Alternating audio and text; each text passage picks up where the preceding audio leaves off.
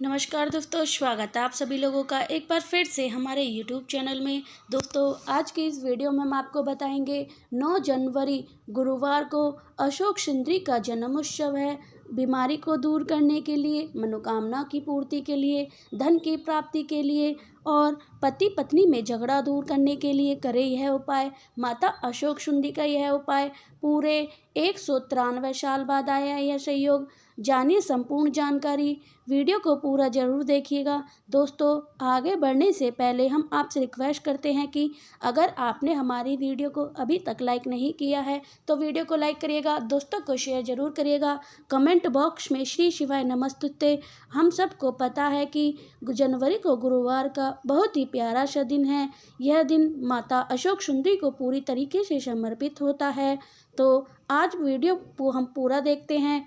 हम लोग माता अशोक सुंदरी के स्थान पर करने वाले हैं 4 महा उपाय बात करेंगे। यह सारे उपाय पूज्य गुरुजी की कथा से सुन के बहुत ही अच्छे तरीके से समझाऊंगी। सबसे पहले हम लोग इस पूरी वीडियो में बात करेंगे बीमारी को लेकर के। उसके बाद हम बात करेंगे आपकी कोई ऐसी मनोकामना है जो बहुत दिनों से अधूरी है, वह कैसे पूरी होगी। और तीसरा, अगर आपके घर में माता लक्ष्मी वास नहीं कर रही हैं तो 2025 में आपको क्या करना है। साथ ही साथ, अगर आपके घर में पति पत्नी में लड़ाई झगड़ा होता है या किसी भी व्यक्ति में लड़ाई झगड़ा होता है और किसी भी आप उपाय को करेंगे, बहुत ही स्पेशल सा प्यारा सा उपाय है, आप सबको उपाय ज़रूर करना चाहिए, ठीक है ना। चलिए समझाने की कोशिश करती हूँ इस उपाय को। सबसे पहले, यह उपाय हम किसके लिए कर रहे हैं, बीमारी को लेकर के, ठीक है ना। चलो फिर समझाने की कोशिश करती हूँ इस उपाय को। सबसे पहले यह उपाय किसके लिए किया जा रहा है,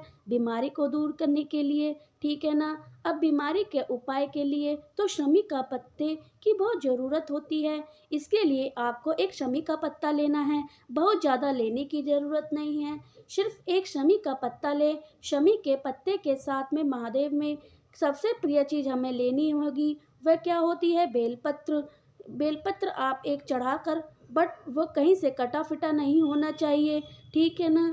एक बेलपत्र लीजिएगा जो कहीं से कटा फिटा ना हो। देखिए, इन सभी चीज़ों को लेकर के कहाँ पहुँच जाइए, महादेव के शिवलिंग के पास। सबसे पहले काम, हम यहाँ पर 2 लोटा जल चढ़ाएंगे। कितना लोटा, 2 लोटा। आप इस उपाय को घर पर भी कर सकते हैं, आप इस उपाय को मंदिर में भी कर सकते हैं, ठीक है ना। देखियो, सबसे पहले काम करें, पहुँच के आपको क्या करना है, सबसे पहले 1 लोटा जल लेना है, ठीक है ना। कितने लोटे सबसे पहले एक काम करिएगा, 1 लोटा जल महादेव के शिवलिंग के ऊपर चढ़ा दो। 2 चढ़ाने के बाद में शिवलिंग के अच्छी तरीके से पहुँच करके देखो, यहाँ से स्टार्ट हो जाता है माता अशोक सुंदरी का।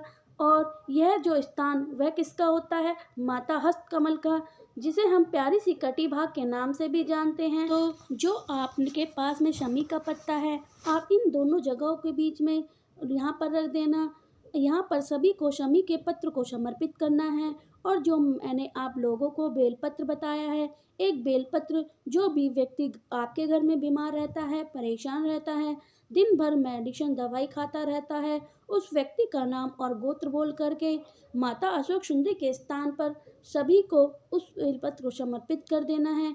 जैसे मैंने बताया है वैसे ही चढ़ाना है, ठीक है ना। चढ़ा देने के बाद में आपके पास में 1 लोटा जल जो होगा, उस जल को बोले शंकर के शिवलिंग के ऊपर कुंदकेश्वर रूप से हमें ध्यान करना है।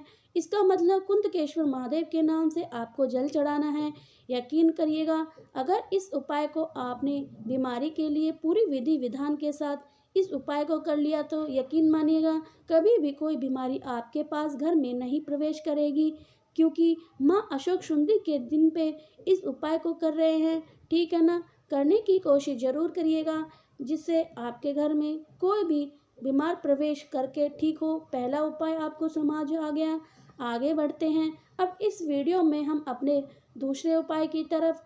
और हमने आपसे कहा है कि पहला उपाय हम बीमारी की बात करेंगे, जो दूसरा उपाय होगा वह किसके लिए होगा, आपकी इच्छा पूर्ति के लिए होगा, ठीक है ना। देखो, यहाँ पर हम अपनी मनोकामना को जल्दी पूरा करने के लिए माता अशोक सुंदरी के स्थान पर उपाय करेंगे।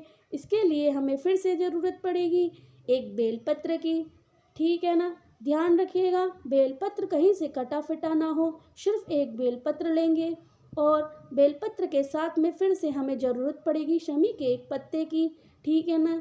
ज़्यादा नहीं देना है, सिर्फ शमी का पत्ता एक लेना है। साथ ही साथ चावल की ज़रूरत पड़ेगी, हमें एक चावल का दाना लेना है। ध्यान रखिएगा चावल का दाना जो लोगे खंडित ना हो, टूटा हुआ नहीं होना चाहिए, ठीक है ना। अब यहाँ पर मेरी बात आपको बहुत ध्यान से सुननी होगी। जो बेलपत्र होती है, मैं आपको यह बात बहुत बार बता चुकी हूँ। इस बेलपत्र में 3 पत्तियाँ होती हैं, लेकिन इन पत्तियों में जो सबसे मेन पत्ती होती है यह बड़ी वाली होती है, ठीक है ना। आपको मैंने क्या बताया है, शमी का पत्ता, ठीक है ना। एक काम करिएगा, शमी के पत्ते को अपनी विशेष जो भी मनोकामना है, चाहे वह किसी भी चीज़ को लेकर हो, उसकी मनोकामना से आपको उस शमी के पत्ते को उस बेलपत्र के बीच में वाले पत्ते को रखना है, ठीक है ना। अब फिर मैंने आप लोगों को बताया है चावल का दाना लेना है। चावल के दाने को आपको किस पर रखना है, इसी शमी के पत्ते के ऊपर चावल के दाने को रखना है, ठीक है ना। अब इस बेलपत्र को उठा करके ले जाना है। उठाने के बाद महादेव के शिवलिंग के पास पहुंच जाइए। अब यहाँ पर आपको 2 लोटा जल चढ़ाना है। 2 लोटा सबसे पहले काम करिएगा, पहुँचते ही महादेव के शिवलिंग के ऊपर 1 लोटा जल चढ़ा देना है। पहुँचते ही सबसे पहले काम यह करना है और दूसरा काम हमें एक नाम बोलना है।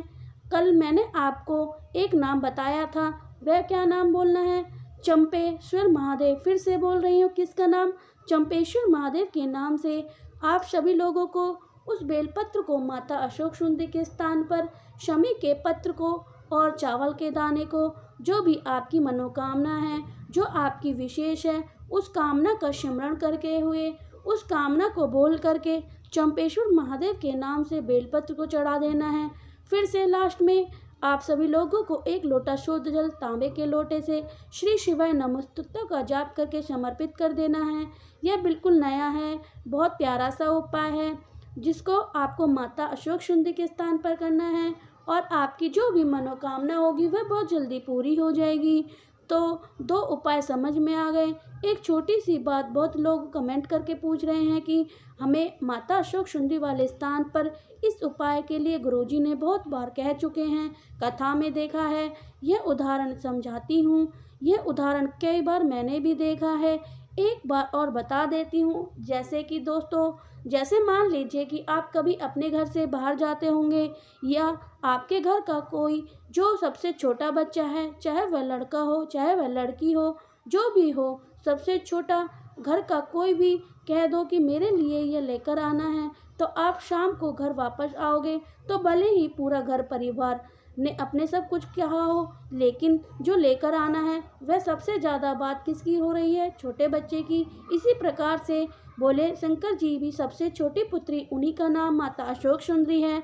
और जब इसके स्थान पर कोई उपाय कहेगा तो सीधा जाकर महादेव से अपनी बात को कहेगा, और ऐसे ही नहीं कह सकता, किसी भी परिवार का, किसी भी घर का कोई सदस्य अपने घर के छोटे बच्चे की बात को ना मानेगा तो करिएगा ज़रूर। तो बात माता अशोक सुंदरी की आप सभी को मनोकामना पूरी जरूर करेंगी। तो 2 उपाय समझ में आ गए होंगे। आगे बढ़ते हैं अपने तीसरे उपाय की तरफ, जो फिर से आपको एक बेलपत्र लेना है और साथ में लेने का क्या फ़ायदा होगा, क्या बेनिफिट होगा, कैसे करना है जल्द ही बताऊंगी, करिएगा ज़रूर। वीडियो को लाइक, अभी तक चैनल को सब्सक्राइब नहीं किया है और जो मेरी पहली बार आवाज़ सुन रहे हैं तो चैनल को सब्सक्राइब करिएगा। देखिए, सबसे पहले बता दूं कि इस उपाय के लिए हमें पहला उपाय बीमारी के लिए, दूसरा उपाय इच्छा की पूर्ति के लिए जो लोग अब करने वाले हैं वो है धन की प्राप्ति। घर में पैसों की किल्लत है, पैसे घर में टिकते नहीं हैं, तो आप इस उपाय को करके देखना, ठीक है ना। अब पर हमें ज़रूरत पड़ेगी 2 चीज़ों की। सबसे पहले कौन सी चीज़ वह होगी, बेलपत्र, जो कहीं से कटी फिटी ना हो। बेलपत्र के साथ में हम यह उपाय कर रहे हैं धन की प्राप्ति के लिए, तो धन संपदा का उपाय आपको करना होगा मात्र 1 कमलगट्टे के साथ में।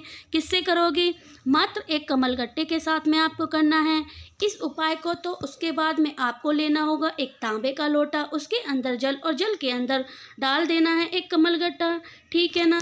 अब जो बेलपत्र आपके पास में है उस एक बेलपत्र को सबसे पहले माता अशोक सुंदरी को टच कराएंगे, ठीक है ना। यहाँ पर मैं आपको बता रही हूँ कि ताकि आप समझ जाएं, आपको रखना नहीं है, सिर्फ और सिर्फ एक बार इसके स्थान पर टच कराएंगे और देना है। इसी प्रकार से बेलपत्र को उठा करके महादेव के शिवलिंग के ऊपर आपको रख देना है और फिर से जो कमलगट्टे वाला जल है वह इसी बेलपत्र के ऊपर किसका स्मरण करोगे। अब यहाँ पर कोई नाम बता रही हूँ तो ध्यान से सुनिएगा। रिद्धि सिद्धि का स्मरण करते हुए आपको इस बेलपत्र के ऊपर कमलगट्टे का जो जल होगा व्यक्ति को समर्पित करना है। उसके घर में कभी भी पैसों की किल्लत नहीं होगी, धन की कमी नहीं होगी। हमेशा देवी माँ लक्ष्मी की कृपा, रिद्धि सिद्धि की कृपा आपके उनके घर में ऊपर से बनी रहती हैगी।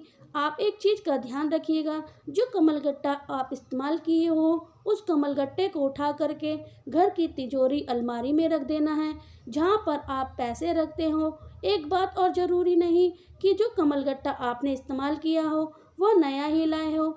आपने बहुत सारे उपाय किए हैं धन की प्राप्ति के लिए, तो कमलगट्टा के साथ में जो कमलगट्टा आपकी अलमारी में रखे हुए हैं पुराना वाला भी उसी को इस्तेमाल कर सकते हो, बार बार कर सकते हो, कोई इश्यू नहीं है, कोई दिक्कत वाली बात नहीं है। ठीक है ना, करिएगा ज़रूर, बट भूलना किसी को नहीं है। तो आगे बढ़ते हैं। अब आज के टाइम पर हर किस घर की प्रॉब्लम हो गई है, हर एक परिवार की समस्या हो गई है, वह होती है लड़ाई को लेकर के। ज़रूरी नहीं कि लड़ाई सिर्फ पति पत्नी में हो, घर में कोई भी सदस्य रहते हैं। बहुत सारे घर में देखे गए हैं जहाँ पर पति पत्नी तो बहुत प्रेम से रहते हैं, बाकी घर के सदस्य लड़ाई झगड़ा करते रहते हैं। किसी भी घर में लड़ाई ही हो रही है, दो चीज़ लीजिएगा, एक तो आपको लेना है लाल चंदन और दूसरा आपको ज़रूरत पड़ेगी घी की। ध्यान रखिएगा, घी गाय माता का दूध से बना होना चाहिए, तो घी लेंगे और लाल चंदन लेंगे, उसके लेकर पहुंच जाइए भगवान भोलेनाथ के शिवलिंग के पास में। थोड़ा सा तरीका समझिएगा, जो आपके पास में लाल चंदन है सबसे पहले उस लाल चंदन को अपने हाथ में रखिएगा। सबसे पहले यहाँ पर जो घी मैंने आपको बताया है उस घी का लेप करेंगे माता हस्त कमल पे। ठीक है ना, घी का लेप कहाँ पर करेंगे, माता हस्त कमल पे घी का लेप करोगे और जो लाल चंदन मैंने आपको बताया है उसको माता सूक्ष्म के स्थान पर लेप करना, आशुतोष महादेव के नाम से। किसके नाम से, आशुतोष महादेव के नाम से, उस महादेव के नाम से लेप करना है और फिर एक लोटा शुद्ध जल तांबे के लोटे से समर्पित कर देना है। उस व्यक्ति का नाम और गोत्र बोल करके, जिस व्यक्ति की से आपकी लड़ाई बहुत ज़्यादा हो रही है। ठीक है ना, मैंने कोशिश की आप सभी को हर एक चीज़ को अच्छे से समझाने की।